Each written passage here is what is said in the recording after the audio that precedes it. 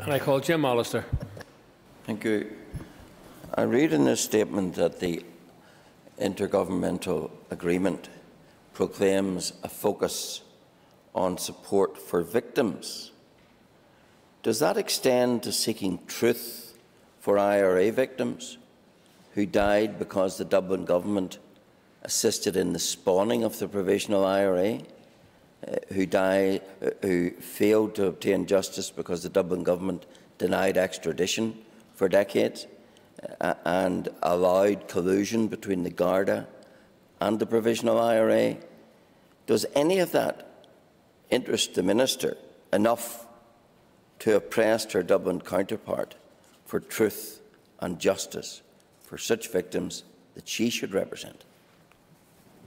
Well, I thank the member for his question, and no, it doesn't extend to that particular issue. It is about support for victims who are currently going through the justice system, who are currently involved in cases that are live at the moment, and supporting them. And of course there will be some of those who will be legacy cases, and therefore it would extend to some of those cases. However, he asked if it interests me sufficiently that I would be willing to press my Irish counterparts on that. And the answer to that, of course, is yes, because I believe that truth and justice for all victims actually matters, and I believe that legacy issues need to be comprehensively dealt with.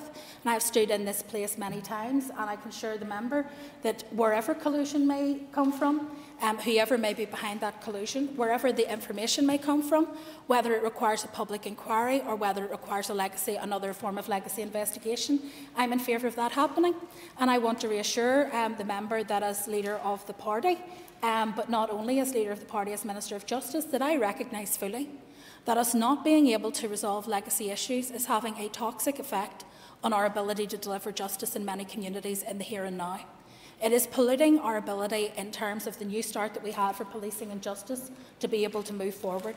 And so I believe it is incumbent on the British and Irish governments and all of the parties in this chamber to find a comprehensive way forward, whether that be the Stormont House Agreement, which is what we signed up to, or whether that be an alternative proposition that is to be put to us that we have yet to see.